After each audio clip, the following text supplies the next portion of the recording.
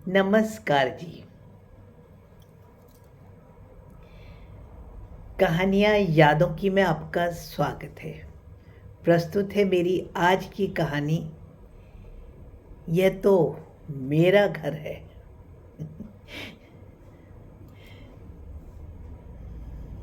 जी हाँ,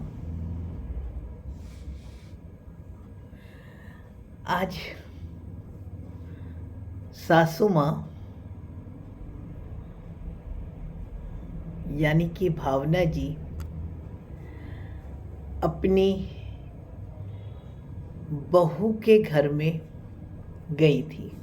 पहले दोनों संयुक्त परिवार में थी और अब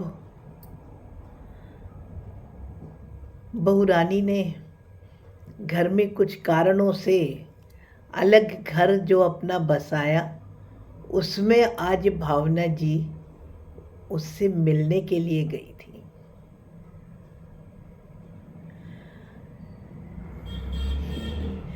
और प्रिया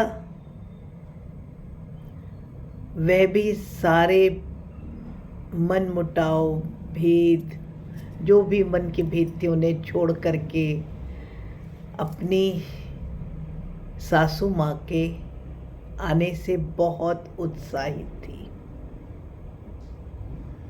उसने भावना जी के लिए खाना लगाया तो भावना जी हैरान ही हो गई। इलेक्ट्रिक तंदूर में बनी हुई उनकी पसंद की भिंडी, करारी, रोस्टेड बैंगन, हालांकि बहुत कम घी का इस्तेमाल करा था, पर फिर भी कितने स्वाद लग रहे थे। नए फ्रिज में जमाई हुई आइसक्रीम, उसका 4 बर्नर वाला चूल्हा, नए सामान से सजा हुआ उसका पूरा घर और मुस्कुराती हुई प्रिया। जब तक प्रिया भावना जी के साथ रही ना, भावना जी ने शायद ही कभी उसके चेहरे पर ऐसी मुस्कुराहट देखी थी। रोज ही किसी भी कारण से दोनों में ना तनातनी हो ही जाती थी। थोड़ी देर बाद प्रिया ने मिक्स्ड फलों का जूस निकालकर भावना जी को जब दिया ना, तो उनके सब्र का बांध टूट ही गया। और उनकी कुछ पुरानी यादें ताज़ा हुई या पुरानी आदतें ताज़ा हुई। वो बोली, क्यों बिना वजह की बिजली का बिल बढ़ाती हो? यूं ही पैसे फूंकती रहती हो। अरे भाई, फल तो यूं भी खाए जा सकते हैं, और यूं खाने में फल ज़्यादा ताकतवर होते हैं। बिना वजह की बिजली का बिल लगाया और जूस बनाया, तो उसी रॉ में ही, जैसे कि उन्होंने बोला था, प्रिया भी शायद उसकी भी कुछ पुरानी यादें ताज़ा हुई और वही तनातनी कुछ याद आई। तो प्रिया ने ऐसे ही बोला, अब ये तो मेरा घर है ना। तो उफ, ऐसा बोल तो गई, पर ऐसा बोलकर के प्रिया खुद घबरा गई। और फिर उसे लगा कि अब मैं कैसे समझाऊं, कहीं सासू माँ को बुरा तो नहीं लग गया, इतने समय बाद आई है। वो सारे के सारे मतभेद दूर करना चाहती थी और फिर उसके मुंह से कुछ निकल गया। वो एकदम से घबरा गई और फिर बात को संभालते हुए बोली, मम्मी ये रायता चक्कर देखो। अच्छा चलो, इसमें तो बिजली नहीं लगी, हालांकि ब्लेंडर से तो बनाया था, पर फिर भी उन्होंने थोड़ी ही देखा है। चलो ये देखो, ये आपको अच्छा लगेगा, इसमें तो मैंने हींग का बघार भी लगाया है। शादी में प्रिया अपने घर से दहेज में लगभग सारा ही सामान लाई थी, जो कि भावना जी ने स्टोर रूम में ही रखवा दिए थे। प्रिया की शादी निपटाकर भावना जी अपने गुरुजी के आश्रम में सप्ताह भर रहने के लिए गई थी। वापस आकर उन्होंने देखा प्रिया ने तो उनका सारा सामान स्टोर रूम में रख दिया। अपना नया फ्रिज, नया गैस का चूल्हा, माइक्रोवेव, ब्लेंडर, सब चीज़ें निकाल ली थी और रसोई को एकदम नया रूप दे दिया था।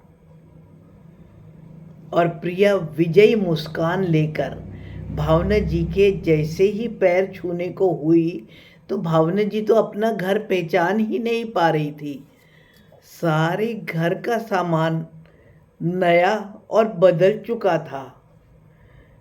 इस 10 दिन में ही प्रिया ने तो सारा घर अदल बदल दिया था।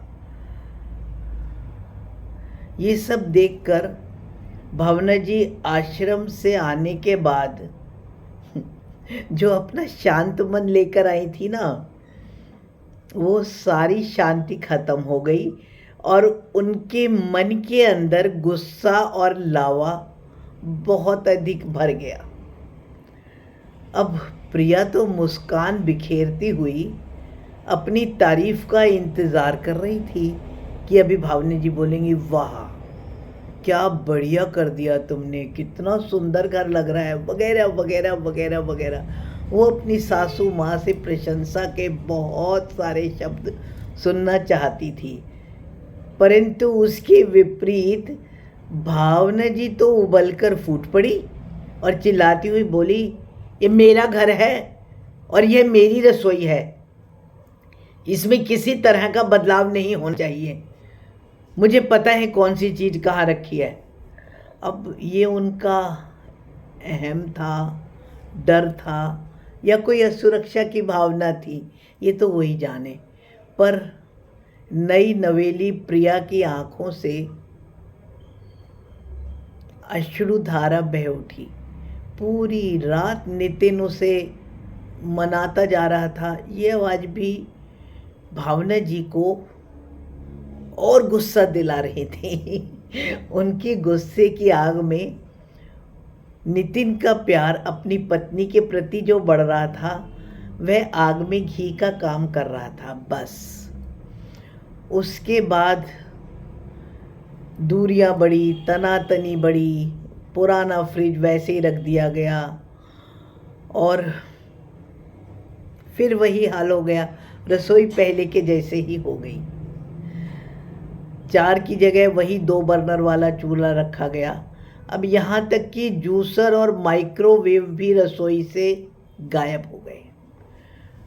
बढ़ती दूरियों का अंततः प्रिया और नितिन को घर छोड़कर किराए का मकान लेने में ही हुआ।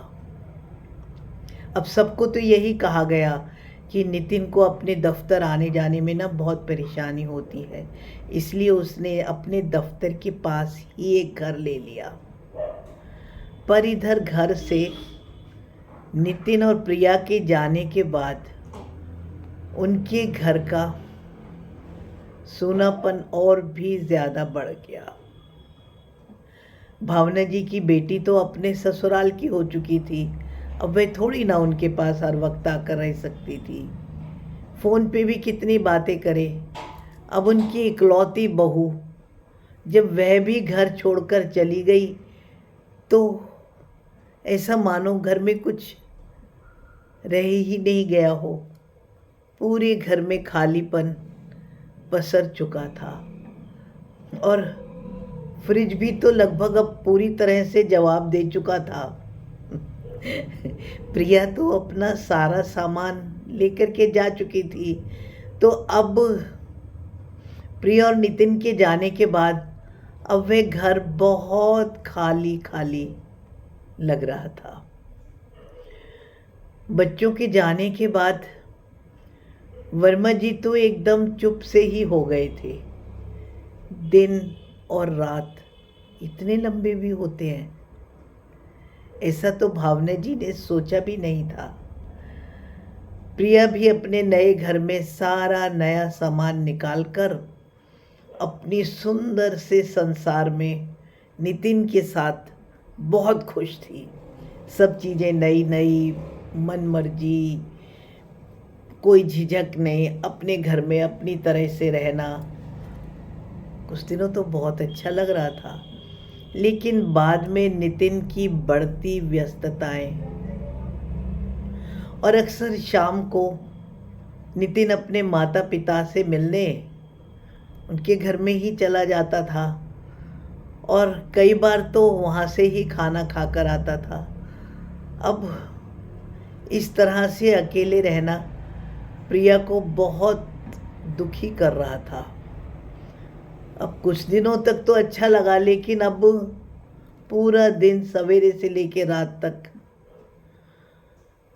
और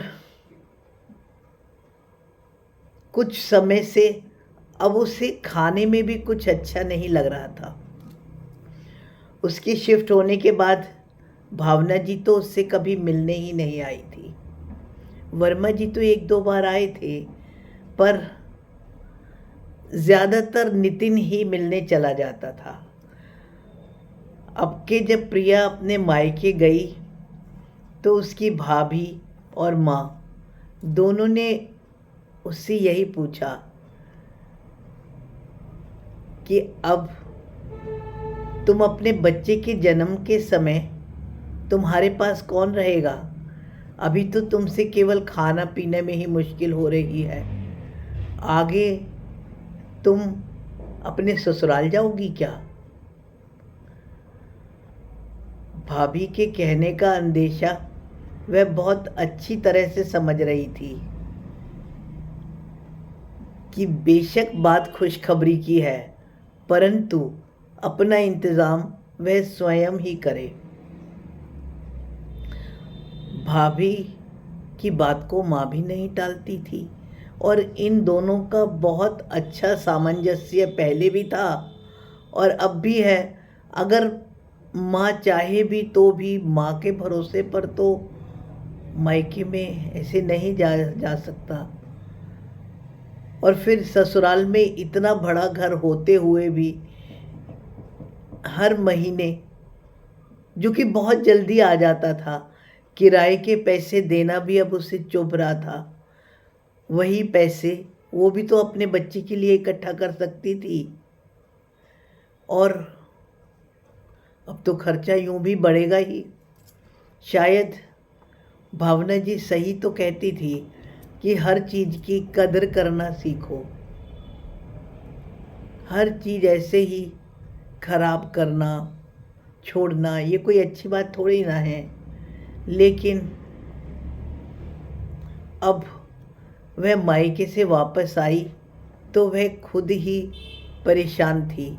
एक तो अकेलापन, एक पहली बार माँ बनने की खुशी, और नितिन भी हर वक्त साथ नहीं। सासू माँ की कितनी इच्छा होती थी कि उनके घर में उनका पोता हो या पोती हो, बच्चा कोई खेले, और अब वह बच्चा, क्या वह फिर से सासू माँ के पास जाए? कुछ समझ नहीं आ रहा था, पर अब जाए कैसे?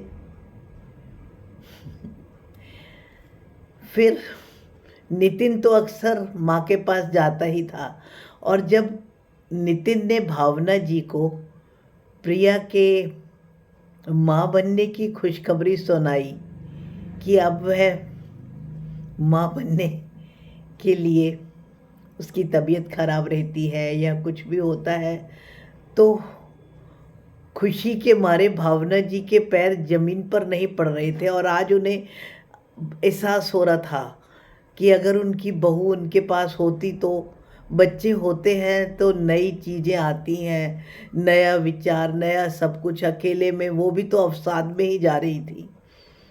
उन्होंने कुछ आव देखा नहीं ताव, यह जानकर कि बच्चा तो हमारे ही घर में है और हमारे ही घर में होना चाहिए, वो वर्मा जी को साथ लेकर प्रिया के पास चली गई। प्रिया तो भावना जी को देखकर बहुत खुश थी, पर अब उसके मुंह से गलती से आदतन ही निकल गया, ये तो मेरा ही घर है ना, और उसने देखा कि तब से, हालांकि वो भावना जी को ये वाली बात भुलवाने की बहुत कोशिश कर रही थी और चाह रही थी कि भावना जी को बुरा ना लगे, पर भावना जी का भी मुंह तो उतर गया था। अब वो कुछ ज़्यादा ही तो नहीं सोच रही थी। भावना जी ने जब प्रिया के चेहरे को देखा जो कि पीला पड़ चुका था, उन्होंने मुस्कुराते हुए प्रिया के सर पर हाथ फेरते हुए कहा, हाँ भाई, माना ये घर तेरा है, पर तू भी तो मेरी बहू और मेरी बेटी ही है ना। आने वाला बच्चा भी तो मेरा ही है ना। अब मुझे तो छोटे बच्चे को खिलाने का ही काम करना है। चल वापस अपने घर चल और अपना घर उसी को ही बना। मैं तो सिर्फ और सिर्फ अपने छोटे बच्चे को ही खिलाऊंगी। तुम जानो, तुम्हारा काम जाने। घर में कोई सा भी नया सामान लाओ, पुराना लगाओ, कुछ भी करो, मैं तो अपना बच्चे के साथ में ही खेलूंगी। ऐसा सुनकर प्रिया भावना जी से लिपट गई। दोनों की आंखों से अश्रु धारा बह रही थी कि तभी वर्मा जी की आवाज आई।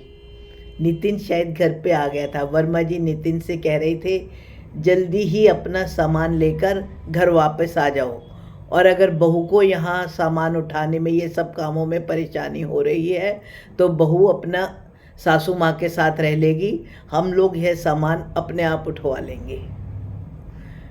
प्रिया बहुत खुश थी और सच मानो भावना जी उससे भी ज़्यादा खुश थी।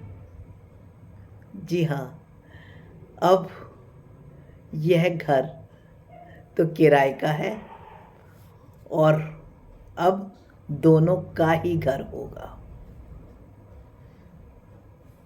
और दोनों का ही क्यों, अब तो नए बच्चे का घर होगा। कुछ ऐसे ही सोचते हुए सब बहुत खुश थे। धन्यवाद जी। मेरी कहानी पसंद आने पर आपके मन में कोई भी विचार आए तो कृपया कमेंट्स द्वारा सूचित करें।